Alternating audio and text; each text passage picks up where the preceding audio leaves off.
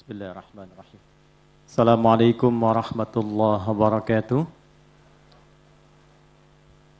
Selamat sore, salam sejahtera untuk kita semua.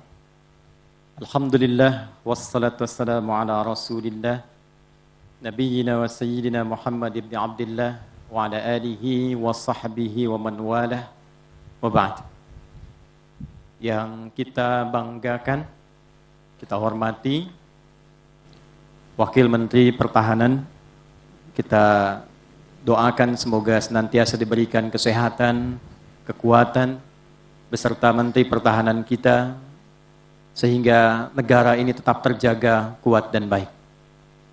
Yang kita hormati, kita banggakan, Panglima Tentara Nasional Indonesia, Jenderal TNI Agus Subianto. Kita hormati, kita banggakan, Wakil Panglima Tentara Nasional Indonesia, Jenderal TNI Tanyo Budi Revita. Kita hormati, kita banggakan seluruh Kepala Staf Darat, Jenderal TNI Maruli Simanjuntak. Laut, ini ada spesial Marskal Muhammad Ali, Laksamana Muhammad Ali. Udara, Marskal TNI Muhammad Tony. Pak Kasum TNI, Letjen TNI Richard Tampu Bolon. Saudaraku spesial, sahabat lintas agama, Kiai Haji Syamsul Ma'arif dari PWNU Jakarta. Kita doakan senantiasa diberikan kesehatan untuk mencerahkan dan menyatukan umat. Ada juga bersama kita Romo Yos Bintoro. Ini selalu hadir setiap tahun. Kita doakan mudah-mudahan diberikan kekuatan, kesehatan untuk membimbing dan mencerahkan umat beliau. Pendeta Arifanus, semoga diberikan kekuatan untuk mencerahkan umat dan membimbing. Pendeta Chandra, ini sahabat yang tiap tahun kami bertemu. Selalu kalau tampil selalu senyum, selalu ceria. Ini membawa inspirasi dan semangat keceriaan untuk bangsa Indonesia. Kita hormati, kita banggakan. Juga ada Romo Chandra Dana bersama kita. Ada juga bersama kita banggakan JS Rasa Supit dari Konghucu. Mudah-mudahan Allah berikan kekuatan, kebaikan, dan tentunya penting juga untuk disebut saudara kita dari Buddha, Romo KRT Gotama. Mudah-mudahan selalu dipertemukan dalam setiap tahun dalam kerukunan. Terima kasih untuk keluarga besar Tentara Nasional Indonesia yang telah menginspirasi dan merawat kebinekaan kita dengan selalu menyertakan para tokoh lintas agama untuk mendampingi TNI, menjaga nilai-nilai ketenangan, ketentraman untuk bangsa tercinta ini. Bapak Ibu, saudara sekalian, yang menjadi ciri khas bagi Indonesia dan tidak ditemukan di bangsa-bangsa lain, kekompakan, kerukunan para pemeluk agama yang bersama-sama selalu berupaya merawat kebinekaan, menentramkan umatnya, sehingga dalam situasi yang sulit pun di bangsa ini, kita selalu cepat mendapatkan recovery yang merekatkan dan mendamaikan umat. Jepang boleh maju, tapi sedikit ada masalah, gelisahnya tinggi, karena keberagamaannya tipis, banjir sedikit, wali kotanya bisa bunuh diri. Di kita ada banjir, rakyatnya bisa berenang. Ramai gejolak, orang lain sulit mengatasi, kita ramai, rakyatnya masih bisa selfie. Ini diantara keberkahan yang terjaga oleh para tokoh-tokoh agama kita. Untuk itu, kita selalu mendoakan semoga inspirasi yang ditampilkan oleh TNI di sore bersejarah ini menjadi contoh dan aura positif bagi kehidupan berbangsa, bernegara. Bila tokoh agamanya hadir mendampingi TNI-nya bukan hanya kuat, tapi ketentraman, kedamaian, dan kenyamanan akan selalu hadir dalam kehidupan berbangsa dan bernegara. Hadirin sekalian, tausiah itu pesan singkat, padat, mendalam. Jadi izin Pak Panglima, ini nggak boleh panjang-panjang. 26 Desember 1946, Panglima Besar Jenderal Sudirman berbicara di hadapan seluruh prajurit pada saat itu di Yogyakarta, menyampaikan satu amanat, yang amanat ini kelak naskahnya disiapkan oleh Bintal Abri pada saat itu untuk menjadi sebuah naskah buku yang dicetak tahun 1992 bernama Wawasan Kejuangan Panglima Besar Jenderal Sudirman. Dalam satu paragraf, beliau memberikan pesan yang abadi dan penting untuk diviralkan sampai dengan kesempatan sore hari ini. Beliau berkata, berjuanglah terus, jangan guncang, jangan bimbang, untuk mengatasi setiap lawan sampai dengan ke kaki tangannya. Kalimat yang singkat, padat, tapi memberikan satu kepercayaan diri bagi seluruh prajurit. Seakan-akan menyampaikan dua pesan utama. Bahwa yang pertama, fitrah bagi keluarga besar TNI dengan segala status yang melekat pada dirinya. Pangkat perwira kah, bintara kah, tamtama kah, sepanjang seragam itu sudah melekat dalam diri, darat, laut, udara, maka fitrah kebanggaan yang melekat di dalamnya adalah perjuangan tanpa henti. Tidak ada perjuangan, tidak ada tugas yang diembankan, diamanatkan pada seluruh prajurit TNI, kata Panglima Besar Sudirman, kecuali tugas itu harus diikutkan dengan kata semangat untuk menuntaskannya. Untuk itu, di Kopassus, di Panglima Kopassus, ada slogan yang sangat dikenal, sangat luar biasa, lebih baik pulang tanpa nama dibandingkan gagal dalam tugas. Memang sudah melekat dalam diri kita. Karena itu Kiai Samsul Ma'arif di dalam Al-Quran bagi umat Islam, surah perjuangan, surah 47 dengan nama nabinya. Keberhasilannya surah 48 Al-Fatah. Adabnya surah 49. Seakan memberikan kesan, kalau sudah melekat tanggung jawab untuk berjuang, tuntaskan sampai tugas selesai. Kemenangan didapatkan, tapi tetap dijaga adab dan tata keramanya sehingga menampilkan norma-norma yang dapat diteladani. Bagian kedua, dan ini bagian yang sangat menarik dari perkataan Jenderal Sudirman, kuatkan persatuan, eratkan kerja bersama di antara kita, dan gunakan seluruh kekuatan yang ada dan dimiliki di seluruh aspek negara. Bagian kedua yang penting ini memberikan satu kepercayaan diri yang penuh.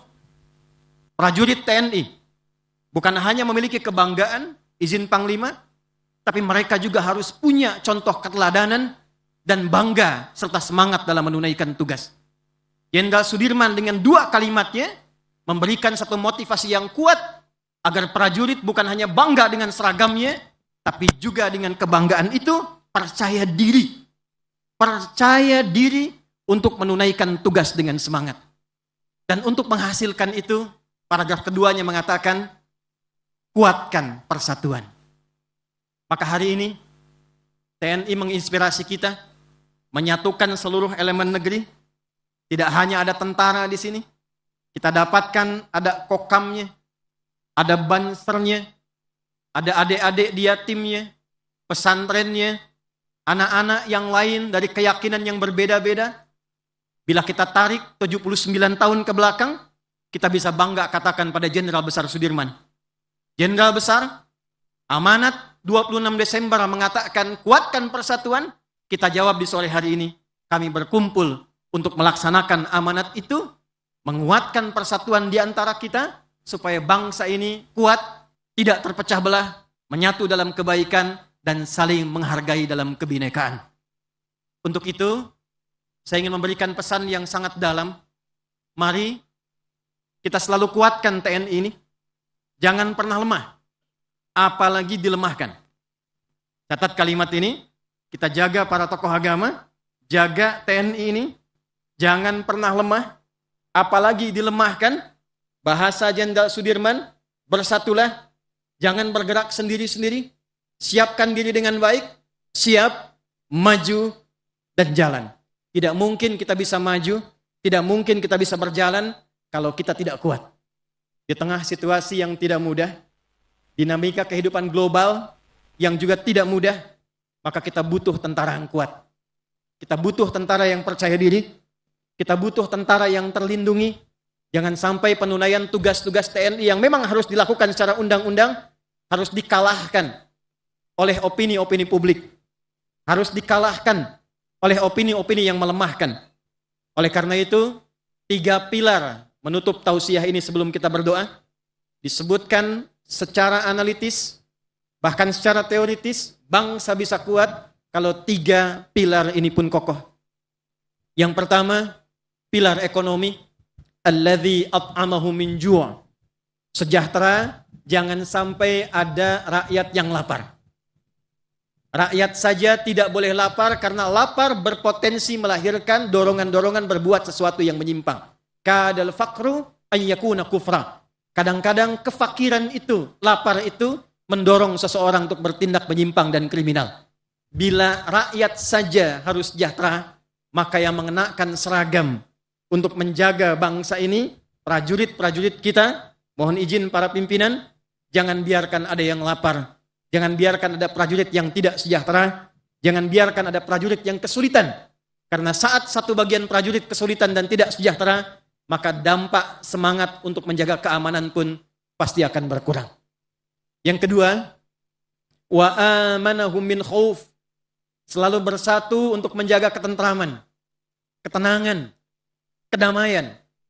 Kita kaya tapi tidak aman, tidak nyaman. Coba ibu yang di belakang pilih itu. Kalau di rumah kaya tapi gelisah atau miskin tapi tenang. Kaya tapi bangsa kita ini begitu kaya.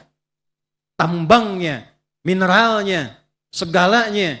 Kekayaan itu tidak akan bernilai kalau kita tidak bersatu menciptakan ketenangan dan kedamaian.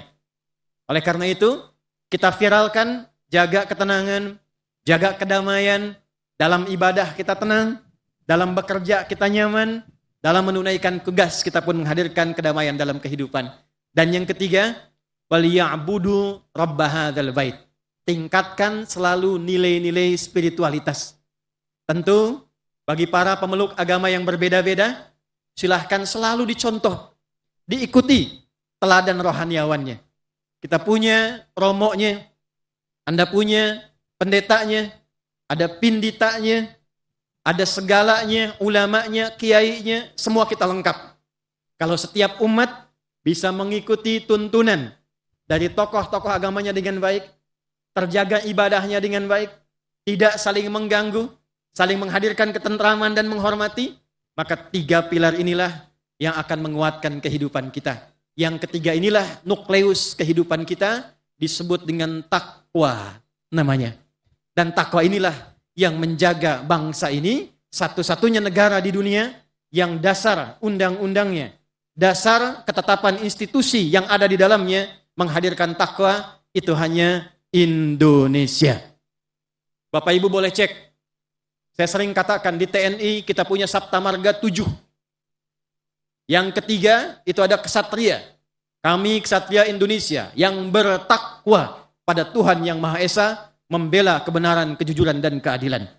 Di Brata Polri itu ada 3. Yang pertamanya adalah iman dan takwa. Kami polisi Negara Kesatuan Republik Indonesia yang beriman dan bertakwa pada Tuhan Yang Maha Esa.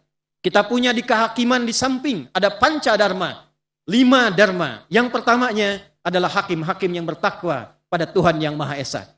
Adik-adik yang belajar sekolah, SMP, SMA, SD sebelumnya, sampai kampus, kita punya Undang-Undang Sistem Pendidikan Nasional tahun 20, nomor 20 tahun 2003. Ada 5 poin dalam menimbang, A, B, C, D, E. Silahkan buka poin B. Amanat undang-undang kita bahkan saat sekolah, Undang-Undang Dasar 1145 mengamanatkan pada pemerintah mengusahakan, menyelenggarakan satu sistem pendidikan nasional yang meningkatkan keimanan dan ketakwaan pada Tuhan Yang Maha Esa. Kita cerdas, tapi cerdas itu diisi dengan takwa. Kalau hanya pintar, cerdas, tidak ada nilai religiusnya, maka kecerdasan itu potensi digunakan untuk melakukan tindakan-tindakan yang menyimpang. Mohon maaf, kita punya ahli hukum, kita punya ekonom begawan, kita punya orang-orang pintar yang bahkan di luar negeri mereka berpengaruh. Di Amerika saya berkunjung 2022, orang-orang pintar di Boston, di DC, di New York, itu banyak orang Indonesia. Tetangga kita saat membangun Petronas, dari 10 itu 6-nya orang Indonesia. Demikian pula di Singapura, demikian pula negara lain. Orang pintar kita punya banyak. Tapi yang belum kita miliki maksimal saat ini adalah orang pintar yang baik. Ahli hukum yang baik, ekonom yang baik. Tugas kitalah para ahli agama untuk mendampingi kehidupan berbangsa bernegara ini sehingga menghadirkan kebaikan, dan dengan baik itu semua kecerdasan bisa diimplementasikan untuk membangun bangsa guna mencapai Indonesia Emas 2045. Lihat tugu ini. Saya ingin tutup tausiah singkat dengan memandang tugu yang penting ini. Bung Karno, presiden kita yang pertama kita banggakan, berangkat ke Amerika dengan delegasi, datang kemudian ke DC, ingin memberi pelajaran pada Belanda. Beliau berniat membeli tanah di depan kedutaan Belanda 3 kali lipat Pak Panglima luasnya dibandingkan dengan Belanda. Beliau ingin tunjuk